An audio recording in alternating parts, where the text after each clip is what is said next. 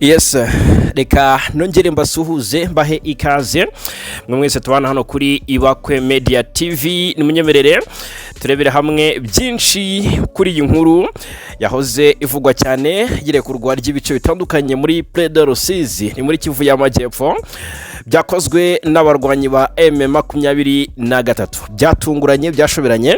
Abenshi baribaza batese n'ukuri cyangwa mu by'ukuri nandi manyanga cyangwa samayeri M23 yaba iserukanye noneho mu rwego rwo gukaza intambara no kongera mu by'ukuri kubabaza cyane igisirikare cya Kongo. Ndagira ngo turebere hamwe cyangwa se twinjire muri iyi nkuru muri uburyo ko tujye kurebera hamwe ibyo abasesenguzi bari guhurizaho ku mpamvu y'amakuru M23 yavuye mu bice by'ingenzi yagenzuraga igasubira inyuma itarashweho, igasubira inyuma tutabonye byibuze official statement y'abahuza basaba wenda M23 kurekura ibice bitandukanye, dore ko ari byinshi muri make tujya kurebera hamwe. Abarwanyi b'uyu mutwe ku munsi w'ejo twababwiyeho ko mpera z'icyumweru rwose basohotse n'ibikoresho byabo mu duce twa Sanje, uduce nka Bwegera, uduce nka Ruberizi, Ruvungi, Kabunambo n'inkengero zaho bakerekeza mu mujyi wa Kamanyola ni muri Kivu y'Amajyepfo. Umunyamakuru wigenga ukorera muri biriya bice watuganirije kubijyanye na withdrawing y'izi ngabo za M23 hamwe n'umwe mu makuru ya societe civile yadutangarije ko rwose ubwo ne hariya muri teritwari ya Walungu yadutangarije ko M23 ndetse n'abayobozi bayo batangiye kuva muri utwo duce ku munsi wo kuwa gatandatu. Noneho twabajije niba M23 ibivugwa twabaje M23 niba koko ibivugwa ari ukuri, ariko iyo ntacyo irabivugaho. Ntiturabona itangazo ry'uyu mutwe ku bijyanye no kurekura utu duce nakubwiye haruguru hano muri kino kibaya cya Ruzizi cyangwa se Plaine do Ruzizi. Utwo duce rero tukavugwa ko twarekuwe twabereyemo imirwano ikomeye cyane mu kuboza umwaka ushize. Murabyuka rwose intambara y'inkundura yabaye igasiga M23 yigaruriye umujyi wa Uvira, ikaza kuvamo nyuma y'iminsi mike ku gitutu cya Leta Zunze Ubumwe za Amerika nk'umuhuza, igasubira inyuma muri utwo duce twabwiye haruguru turi muri kilometero zisaga 40 ugana majyaruguru y'umujyi wa Uvira. Leta Kinshasa na Washington bakaba rero mu by'ukuri ngo bagiye gusaba M23 gusubira inyuma ikagera ikamanyola, aho uwo mutwe wafashe kuva mu kwezi kwa Gashyantare umwaka ushize mbere y'amasezerano ya Washington yasinywe muri Nyakanga uwo mwaka. Ubwo rero reka turebere hamwe bivuze iki. Ndagira ngo ntimukumve ko M23 ire kuyuduce ngo nimusobanukirwe impamvu, kuko kubana natwe hano kuri Ibakwe Media TV nuko bakore igihombo ku makuru ndetse no kunguka byinshi kumenye. Reka mbabwire imwe mu mpamvu cyangwa se impamvu nyinshi abasesenguzi bahurizaho zatumye M23 ire kura utuduce muri rusange. Mu by'ukuri iyi ni inkuru yasohotse ariko iza ari inkuru ifite ubukana n'uburemere, aho abakunzi ba M23 benshi bahise bumva basuherewe batese ubundi intego ya mukuru M23 irarwanira iki n'ibifata ducika turekura Kenyege kandi yadufashe imennye amaraso cyangwa se abayo batikiriye ku rugamba. Niba M23 ifata duce nk'utu intambara yagize ingaruka ku baturage ikaturekura Kenyege tugasubiramo coalition, bivuze iki? Bisobanura iki n'iki kibitera? Ubwo rero ndagira ngo tubirebere hamwe. Uribaza utese ni ugutsindwa kwa AFC M23 n'igisirikare cyayo ARC Armée Révolutionnaire Congolaise, cyangwa ni strategie bikaba politique? Ukibaza ese kukuva kwa M23 mu bice nk'ibi Sanje, Bwegera, Ruvungi, Ruberizi na Kabunambo nago mu by'ukuri ari ugutsindwa? Byagakwiye kurebwa gusa nk'igisirikare kiri gusubira inyuma? Hari ibimenyetso rero byinshi biri kwerekana ko bishobora kuba ari icyo nakwita repositionnement stratégique, aho kuba gutsindwa ku rugamba mu buryo bumwe cyangwa ubundi. Cyambere, utu duce urebye two muri kiba cya Rusizi M23 yarekuye no duce tw'ingenzi cyane, kuko dufungura inzira zihuza umujyi wa Uvira ndetse na Bujumbura mu Burundi, ariko uragaruka i Bukavu no duce rwose turi ku nzira route nationale nimero 5 iva Bukavu yerekeza Uvira, ubwo bikakorera rero no kujya Bujumbura birumvikana cyane. Kuva muri utwo duce rero ku ruhande rwa M23 bigashobora kuba bifite aho bihuriye n'igitutu cya Dipolomasi gishobora kuba kiri gushyirwa kuri AFC M23 nyuma y'amasezerano ya Washington yasinywe hagati ya Kongo n'abafatanyabikorwa mpuzamahanga. Ikindi gikomeye kigarukwaho n'abasesenguzi nuko Washington imaze igisaba M23 ko yasubira inyuma ikagera nibura muri kilometero 75 ubwo ndavuga za Kamanyola. Ubwo rero M23 ubwo yarekuraga umujyi wa Uvira mu minsi ishize muri Mutarama yashinjwe na Amerika cyane ko itigeze yubahiriza umubare w'ibirometero yasabwaga kujyamo. Ubwo rero abarwanyi bose ba M23 kakanya bari muri bira bice nakubwiye haruguru Ruvungi, Bwegera, Sange, Ruberizi na Kabunambo bisanze basubiye hariya mu bice bya Kamanyola nubwo M23 yo itaragira icyo ibitangazaho. Iyo rero umutwe wa M23 usubiye inyuma aho usabwa kuburi bishobora gusobanura ibintu bibiri. AFC M23 bwayo nakubwira ko iri mu gihe cyo kwerekana ko yubahiriza igitutu mpuzamahanga cyangwa se yubaha ubusabe bw'abahuza cyangwa se mu by'ukuri dashyize imbere kwigarurira ibice nk'uko abenshi babivuga. Ibi bigafasha M23 kugira isura nziza mu maso y'amahanga n'abahuza cyane cyane mu gihe ibiganiro bya politike bishobora kongera gufungurwa minsi ya vuba. M23 ikavuga iti reka tureke kwigaragaza nk'ibyigomeke dukore ibiri mu busabe bw'abahuza n'amahanga abone ko twebwe rwose dufite cyangwa se dufite inyota yo kugira ku mahoro biciye mu biganiro. Ikindi ngo M23 ishobora kuba iri gushaka kwiyereka amahanga nk'umutwe ushobora kuganira no kubahiriza amasezerano aho kwerekana gusa imbaraga za gisirikare. Nuko ngo imbaraga zirahari n'utwo duce bwacya mu gitondo batwigarurira batwisubiza, ariko bashaka kwerekana ko ubusabe bw'amahanga ameza y'ibiganiro rwose bari tayari kuyicaraho cyangwa se bashyize imbere kwibazo bikemuka mu mahoro binyuze mu biganiro birumvikana aho kurata imbaraga za gisirikare. Aha rero nubwo biri kugaragazwa ko ngo nubwo bimeze bityo cyangwa se ngo ni uburyo bwo kongera kwisuganya mu buryo bwa gisirikare, iki nacyo wagitekereza kuko dusanze ahangaha M23 ishobora ikabiri kwereka amahanga ko ari umutwe ushobora kuganira ndetse no kubahiriza amasezerano, ariko hari n'uburyo ushobora gutekereza uti ni uburyo bwo kongera kwisuganya mu bya gisirikare cyitwa RIOG, gutuma ingabo zongera kwisuganya zikadivansinga bundi bushya.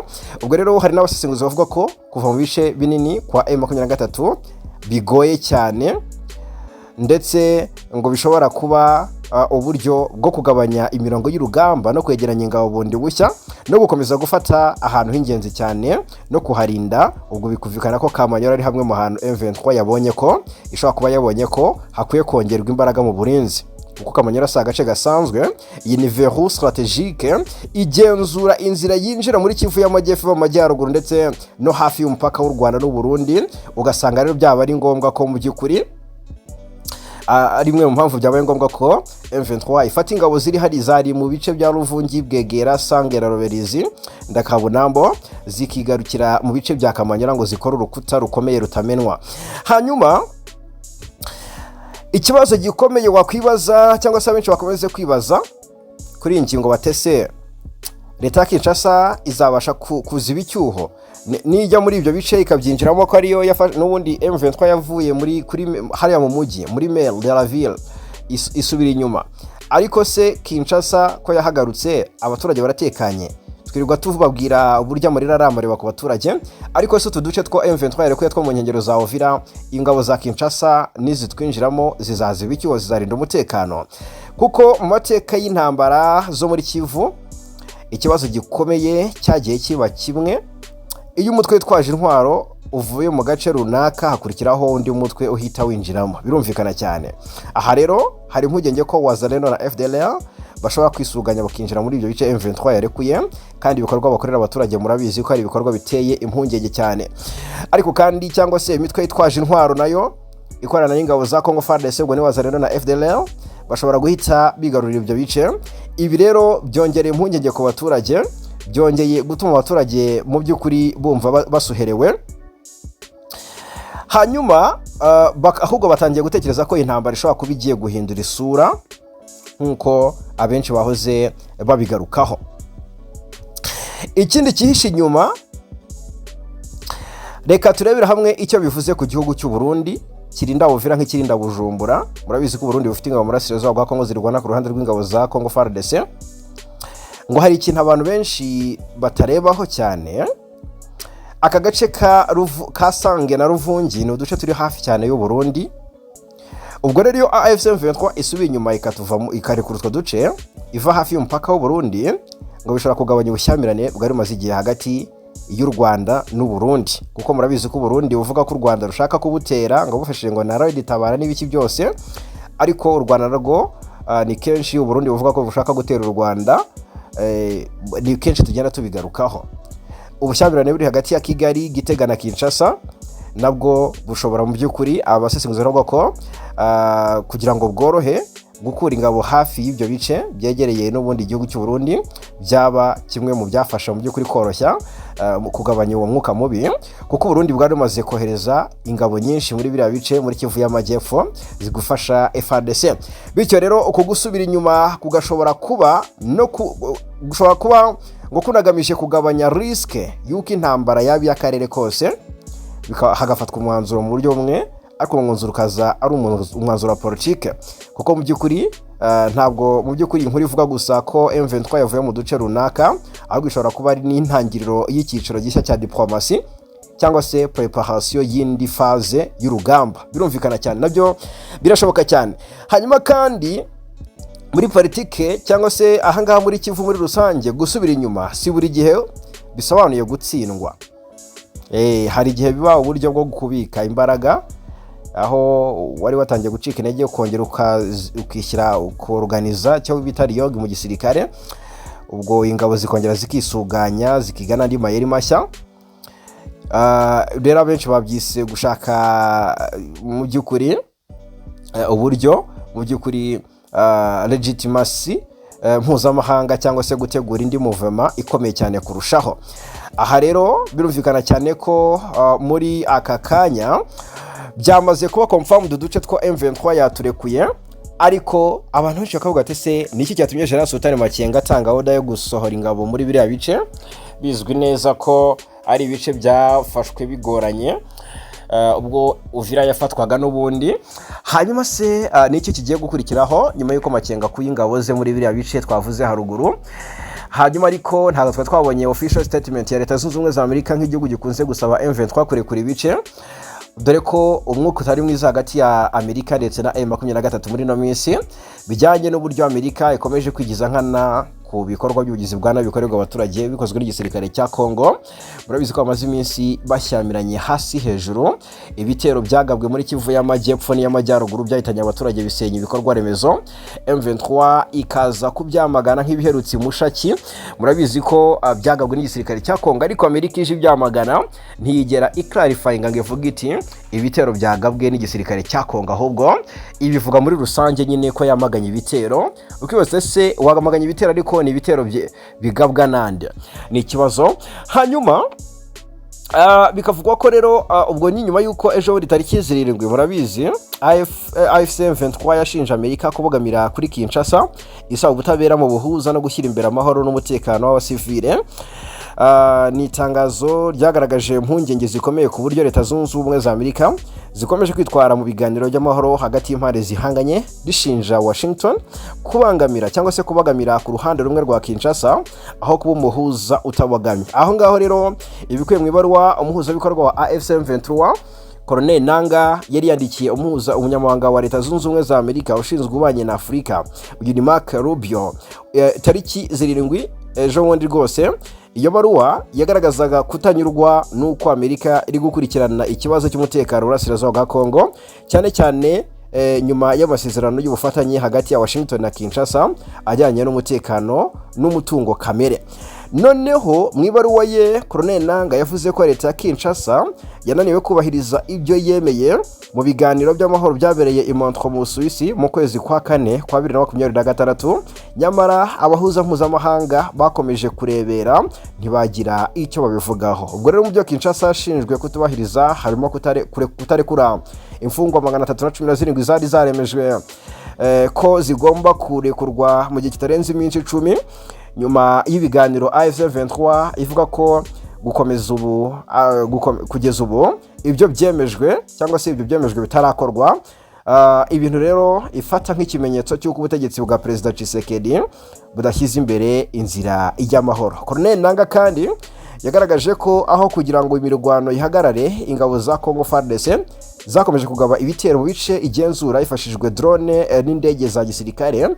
Yongeyeho ko hari n'abayobozi ba AFC M23 bashatse kuvugwaho ibitero, bashatse kugabwaho ibitero byo kubica, ibintu avuga ko bigaragaza ko Kinshasa ikomeje guhitamo inzira y'intambara aho kwemera ibiganiro.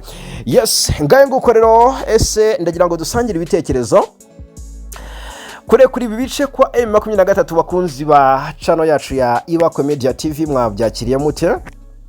Ababyise gutsindwa, icyo nababwiye ni kiriya, hari igihe byaba ari ryog cyangwa se kongera kwiyoruganiza bonde bushya ngo urugamba rusubukurwe, wenda na Uvira itabarwe nta wamenya. Biranashoboka ko yaba ari ubusabe bwa Leta Zunze Ubumwe za Amerika M23 ikabyemera cyangwa se ikabikora mu rwego rw'eka amahanga ko idashyize imbere itigomeka cyangwa se amasezerano isinya yemera kuyashyira mu bikorwa. Birumvikana cyane. Hanyuma reka turebera hamwe iby'urubanza rwa General Yava. Gusa kuri iyo ngingo yo kuva muri biriya bice byo muri Uvira, ndashaka ko buri wese atanga igitekerezo turusha kugenda mu by'ukuri dusangira ibitekerezo. Muri Repubulika Demokarasi ya Kongo yitwaje Lieutenant General Philemon Yav Ilung imbere y'urukiko rukuru rwa gisirikare Kinshasa. Umugenzuzi mukuru wa Fardc ku itariki 7 Gicurasi murabizi ko yasabiye igifungo cya Burundi uyu musirikare mukuru ukurikiranyweho icyaha cy'ubugambanyi kubera gukekwaho gukorana n'ingabo z'u Rwanda, mu gihe abumwunganira bemeza ko nta kimenyetso na kimwe gifatika cyamuhamya icyaha gihari. Intandaro y'uru rubanza murabizi ko twabigarutseho ngo n'ubutumwa bugufi bwitwa ko bumaze imyaka 4 bwitiriwe umuntu wegereye umujenerali w'umunyarwanda James Kabarebe. Icyakora General Peter Chirimwami wavuze ko yabonye ubu butumwa muri telefone ya Yav amaze umwaka urenga apfuye kandi nta bindi bimenyetso bifatika birashyikirizwa urukiko.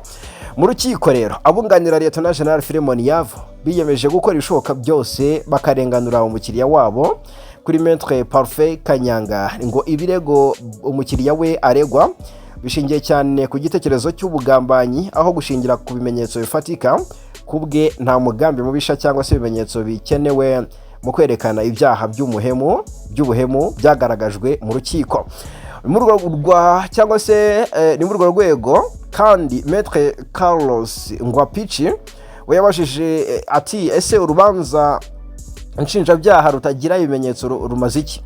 Umunyamategeko yasabye ko Lieutenant General Philemon Yav yagirwa umwere burundu kubera ko nta bimenyetso bifatika, cyane ko n'inzego z'ubutasi zitashoboye gukura SMS cyangwa se zitashoboye kubona iyo SMS baheraho bamushinja muri telefone z'abaregwa.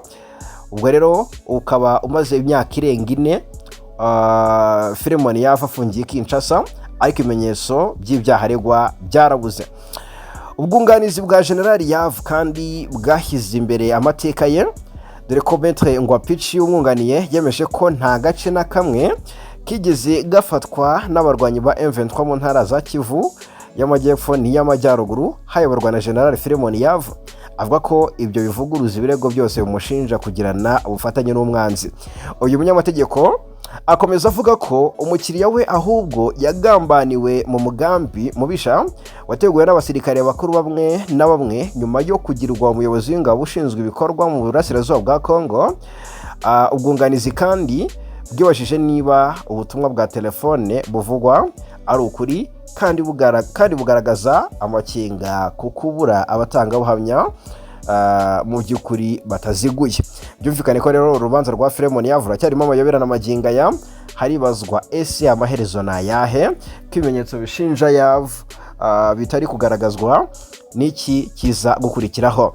Tuzakomeza gukurikirana urubanza rwa Philemon Yav, tuzabwira byinshi bizanzurwa kuri uru rubanza rwe. Reka dusoreze amakuru yacu ku ruzinduko rwa Minisitiri w'Intebe Justin Nsengiyumva wageze i Kampala muri Uganda, mu gihugu cya Uganda, aho yagiye guhagararira Perezida Paul Kagame mu muhango w'irahira rya Yoweri Kaguta Museveni, Perezida towe wa Repubulika ya Uganda, teganyijwe kuri uyu wa kabiri tariki 12 Gicurasi 2026. Hanyuma usibye minisitiri w'intebe w'u Rwanda, undi muyobozi wamaze kwakirwa muri Uganda witabiriye irahira rya Perezida Museveni ni Perezida Salva Kiir Mayardit wa Sudan y'Epfo, wahageze kuri wa mbere. Undi wahageze ni Perezida wa Somalia Hassan Sheikh Mahmoud. Yes, hanyuma bitabiriye irahira rya Perezida Museveni rizaba ku munsi w'ejo kwa kabiri tariki 12 Gicurasi 2026. Iyi ni Ibakwe Media TV, nje ndi Fardc Kayiramura, 5 kuri 5 turakomeza kubana.